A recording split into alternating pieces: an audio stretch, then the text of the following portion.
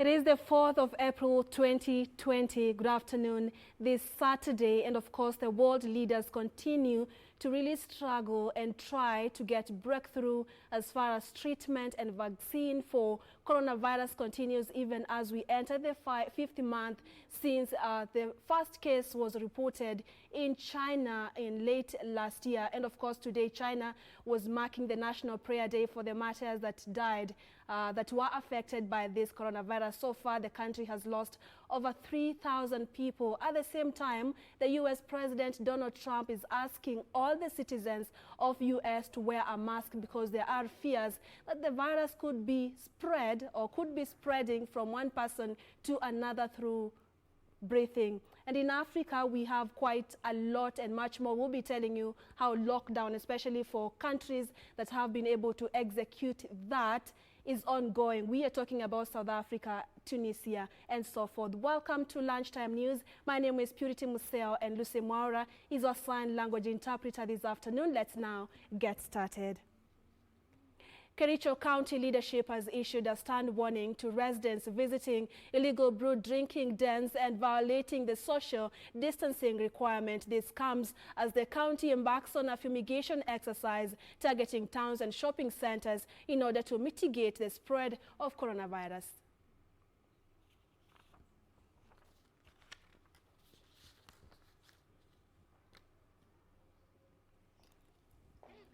Hey.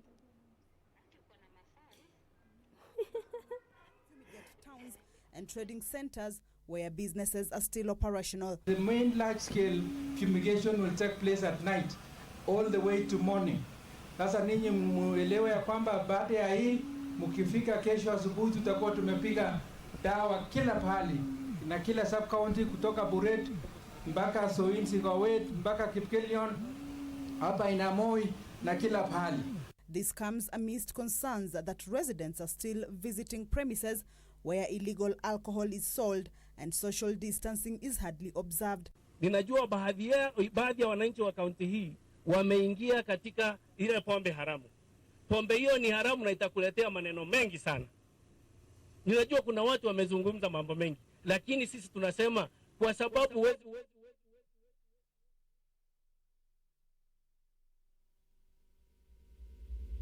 Operators in the county have also been warned against violating the directive on carrying a limited number of passengers to prevent the spread of the virus. Ukipatikana driver wa hiyo gari, the sacco itself, pamoja na wao abiria mwenye kuingia ukijua kwamba imepitisha watu 8 wale wanatakikana kama matatu ni ya 14 ama 60% ya any other capacity, ni shauri yako. Na hiyo ndio kitu ambacho siwezi kuja niwapembeleze. Kamchemenza, for Channel 1 News.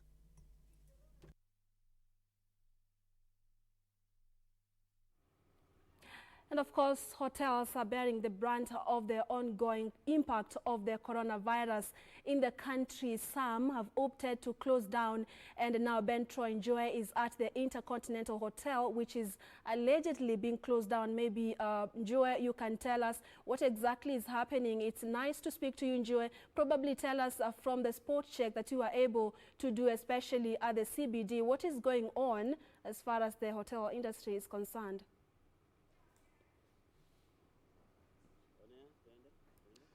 A very good afternoon, Purity Museu, back in studio. Indeed, we're coming to you live from the Nairobi CBD, and even to be more specific, at the junction of City Hallway and Parliament Road.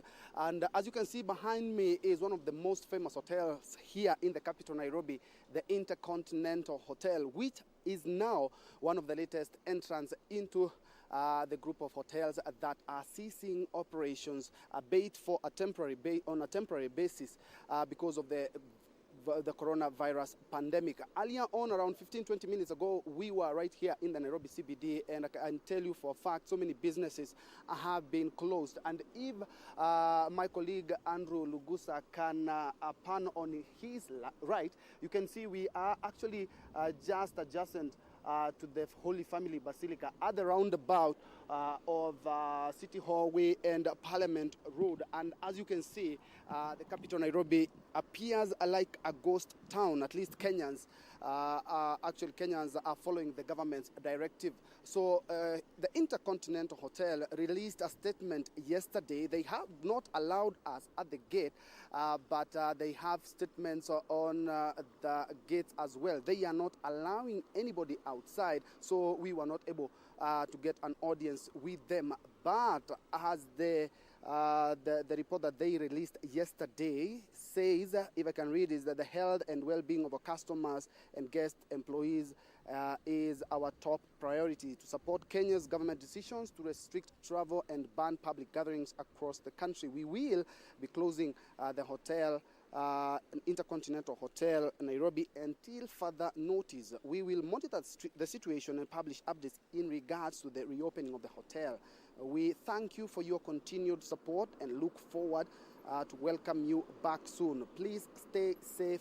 Please stay home. If you have any queries, please do not hesitate to contact me. That is a statement by Oliver Gaya, the general manager of the Intercontinental Hotel, just behind me. And the Intercontinental Hotel is not the only hotel that has ceased operations or even reduced the capacity of workers, and also reducing some of the work that they are doing. Remember, the government was very categorical that hotels can only sell on a takeaway basis.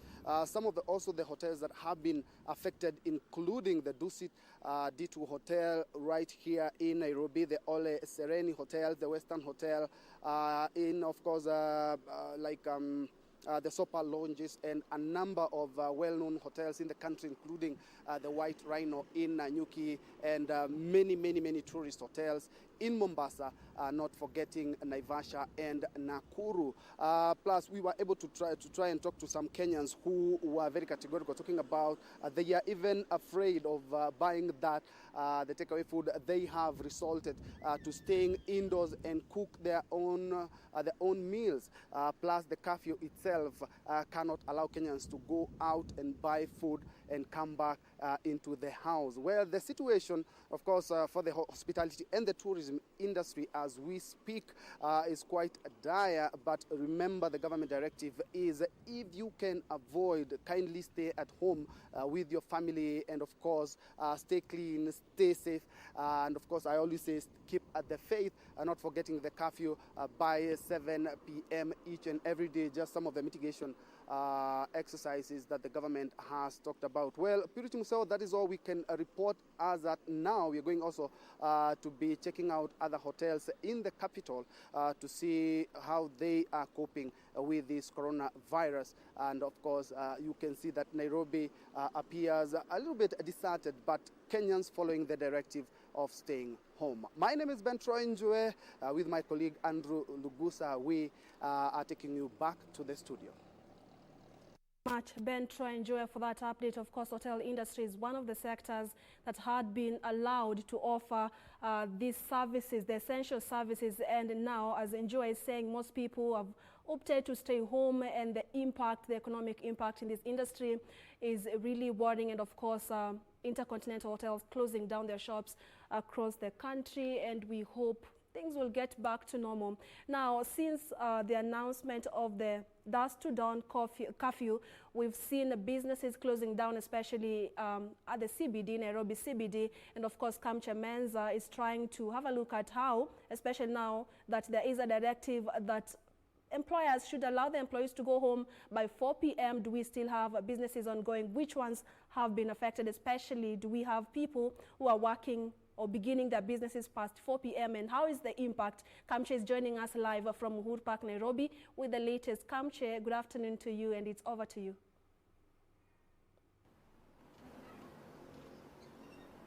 All right, Museu, you are right. We are here at Uhuru Park, and actually, Purity, here business is unusual. It's not the normal business here.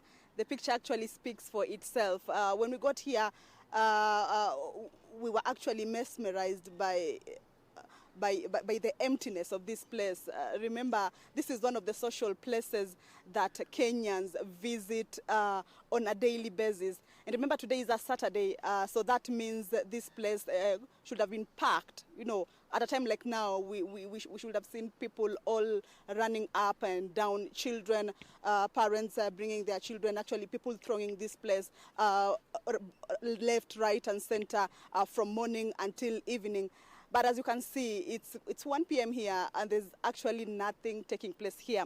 Actually, the number of traders here, they are very few. Normally, when you start from the entry, you will see so many traders. And one thing to note is that just where I'm standing, just behind me, is one of the activities, one of the places where children do the activities when they visit this place. But it's a clear picture that there is no any child there. What you can see is just emptiness.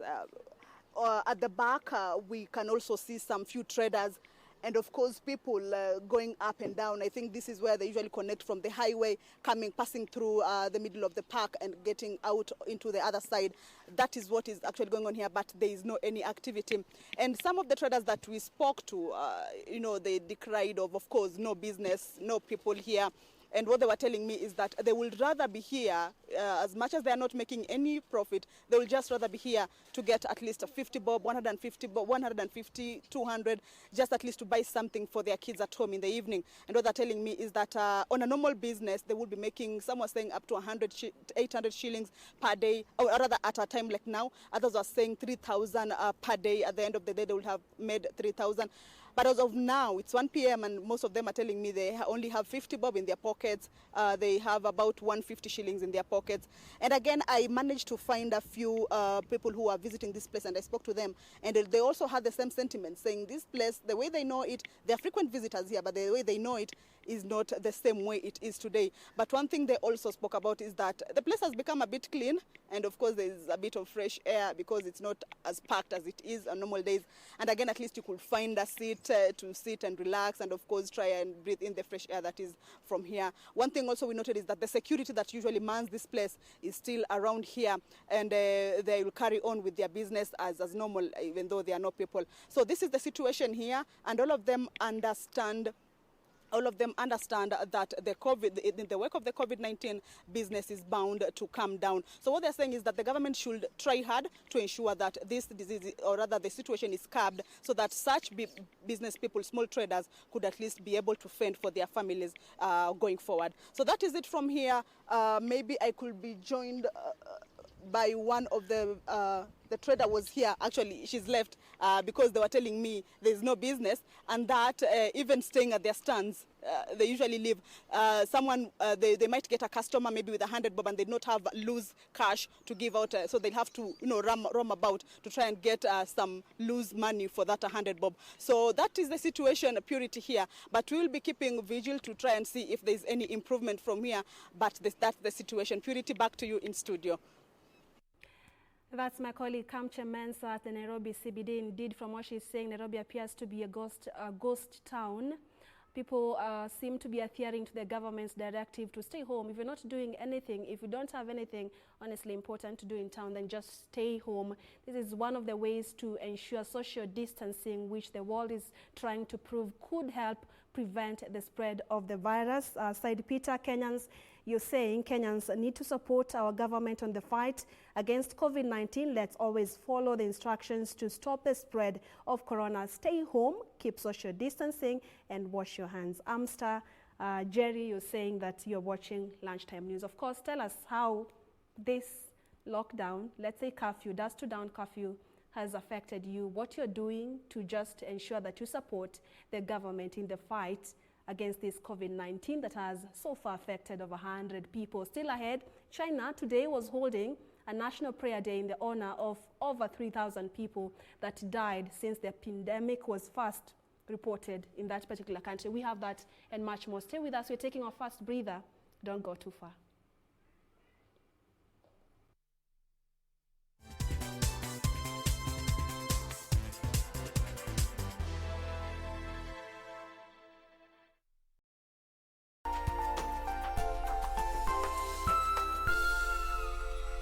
Make it rain.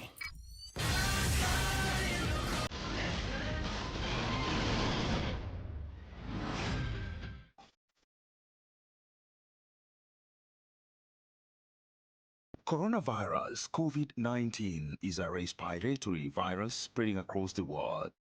The infection is spread from droplets of coughing and sneezing of an infected person, touching or shaking hands, or being in contact with contaminated surfaces or objects with the virus. The signs and symptoms are fever, coughing, headache, body ache, difficulty in breathing. The disease can be prevented by regularly washing hands with soap and running water. Avoid close contact with people who have flu-like symptoms. Avoid handshake, hugs, and kissing. Also, protect yourself by covering your mouth or nose using a disposable tissue while coughing or sneezing. If you experience these symptoms and you had traveled or been in contact with a person from a country reporting COVID-19, you should isolate yourself for 14 days. Dial *719# or call 719.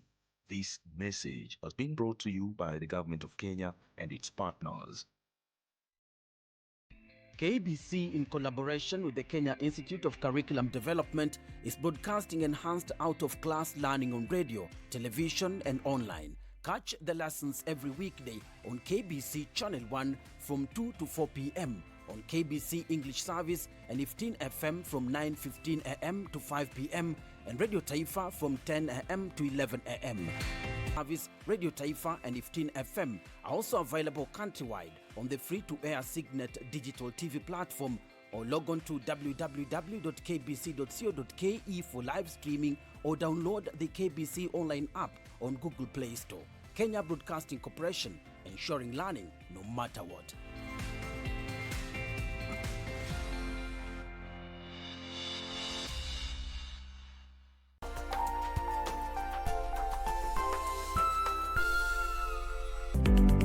What has been your greatest challenge as a parent during the ongoing COVID-19 pandemic situation? As we wait for the pandemic to be over at home, COVID-19 has given us an opportunity to reconnect with our children. Join Nakada every Monday during Good Morning Kenya Breakfast Show as we discuss positive parenting. Remember, parenting is all about you.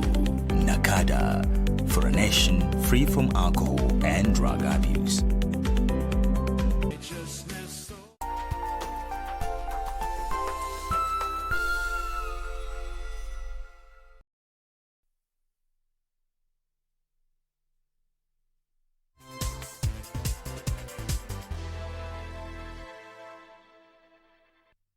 Glad you're watching Lunchtime News this Saturday afternoon. Welcome back.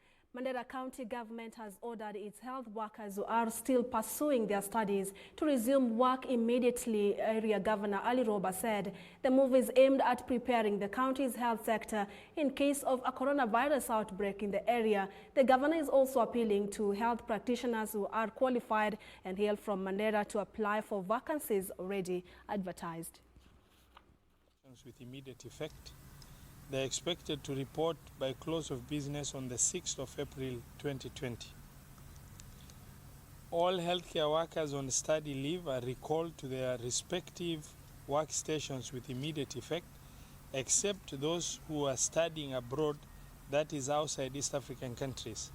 This decision has been reached bearing in mind that all learning institutions have been closed due to coronavirus pandemic.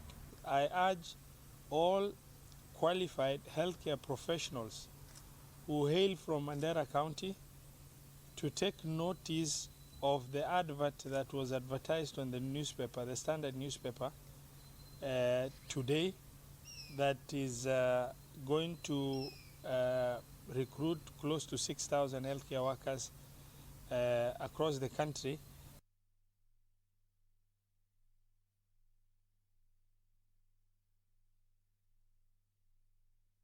Forced to close shop if there will be no immediate remedy to the COVID-19 pandemic. The farmers say the ongoing dusk to dawn curfew and social distancing is weighing heavily on the availability of affordable labor and water required for rice production.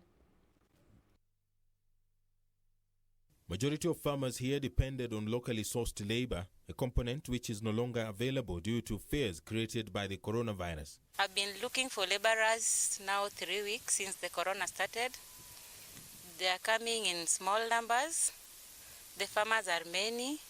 We can't compete among the small farmers that are coming for the work. The farmers say they are staring at massive losses unless something is done to mitigate against the effects of COVID-19. I expected around 40 bags per acre, but because of the damage caused by the birds due to lack of the casual laborers, we are now going to get a paltry just 10 bags per acre. That is a massive loss. I just don't want to say that the pandemic has always been on the negative. At times it also has been on the positive because it has improved the hygienic condition of the farmers. They now know before they come, they must sanitize themselves, they must wash their hands even as they go to the farm. The social distance must be maintained. So those are a few things which were not observed, but now the pandemic has now brought them. The closing of Kenyan borders has also meant that the export of the commodity is no longer tenable.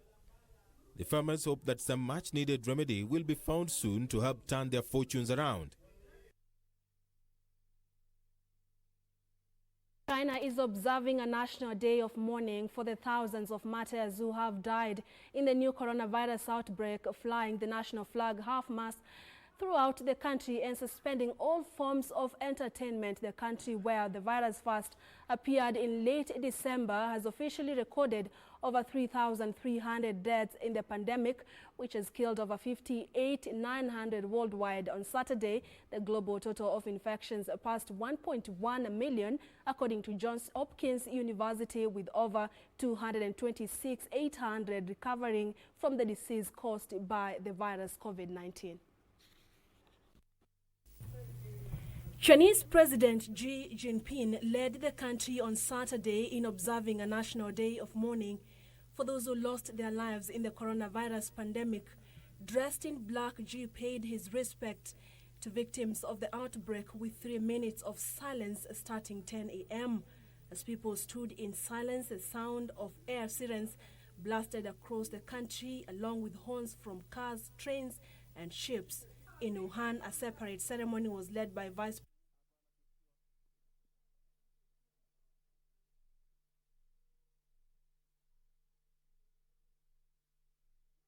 This is the first time China has held a national day of mourning for a public health crisis since COVID-19 first spread from Wuhan in central China at the end of last year. The country has reported 81,639 confirmed cases and 3,326 deaths.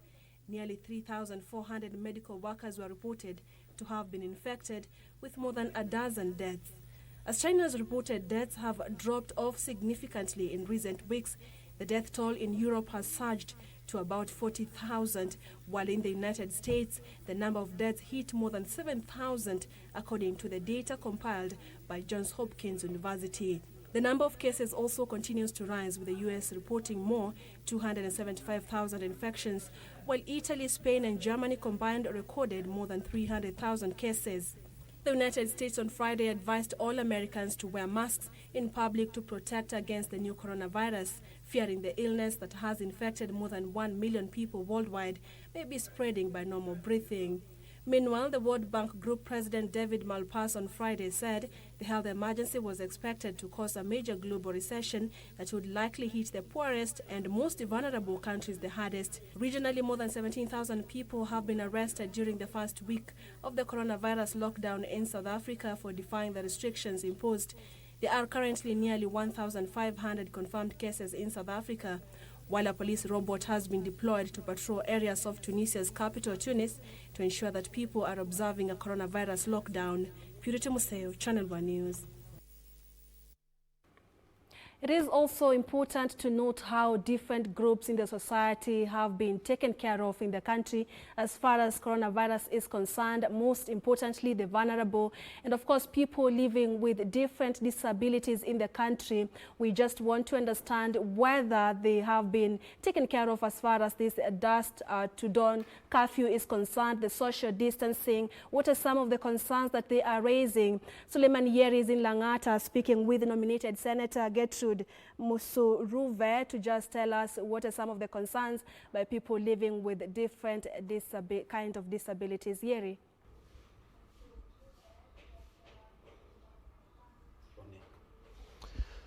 Thanks very much, Purity Museu. We are coming to you live from Langata area, where we will be talking to nominated Senator Gertrude Musuruve about the curfew and how it has affected people living with disability. And because of time, I will just join in Gertrude Musuruve to tell us more about the curfew, how it has affected people living with disability.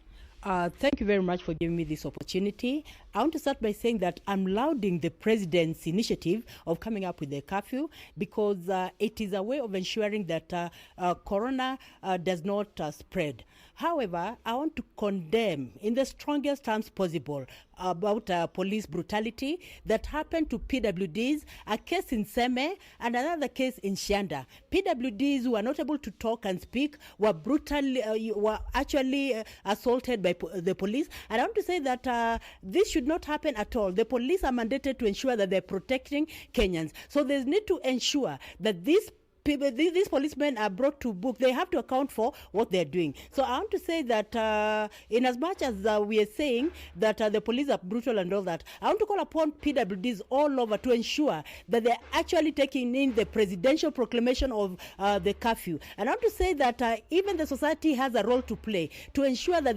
they're talking to the PWDs, they're ensuring that PWDs are within their homes during the curfew time, because if they're not within their homes, it will be very adverse for them. So I want to say that members of the society who are there, make sure that you're taking care of your blind, make sure you're taking care of your physical disabled, make sure you're taking care of all your PWDs, because we need each other. And I also want to say that PWDs have been affected in such a way that they're not even able to manage economically. There are some PWDs who make a living in hawking in the towns of Nairobi and other streets. So they are not able to do this because of the curfew. And I also want to say that there are some PWDs also who are on the streets begging because they do not have a way of making a living. And I want to say that there is need to ensure that these PWDs are supported in every way. Those who are hawking, the government needs to ensure that they identify the hawkers and confine them in their homes and provide them with the basics. Because when they go to the streets, they're going because they want food. And I also want to say that there are also PWDs who have been affected, who are actually athletes. They actually play parasports, and for those PWDs this year they're not able to go to Tokyo because of the postponement of the Tokyo Games. But I want to urge the government to ensure that they identify these PWDs and help them so that they're able to make a living, because that is how they manage their lives. Okay, thank you very much, Senator Gertrude Musuruve. We will be giving you more of her interview in our subsequent bulletin. And back to you in studio, Purity Museu. Thank you so much, Suleiman Yeri. Taking care of people living with disabilities at this particular time is the message by nominated Senator Gertrude Musuruve. And of course, we'll be bringing you the latest updates, especially on the daily updates on the coronavirus that is set to happen this afternoon at 2 p.m. Of course, we'll be broadcasting that particular update by the CS live at Channel 1 News, so you do not want to go anywhere. That's where we wrap it up for lunchtime news. My name is Purity Museu, and Lucy Mora has been assigned language interpreter. Thank you so much for your feedback. God bless.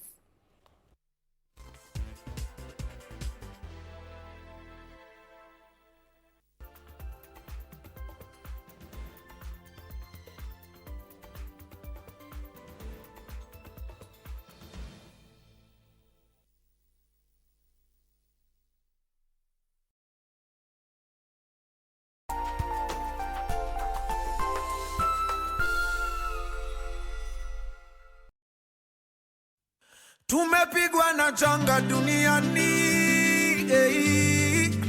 limetutetemesha kama nchi,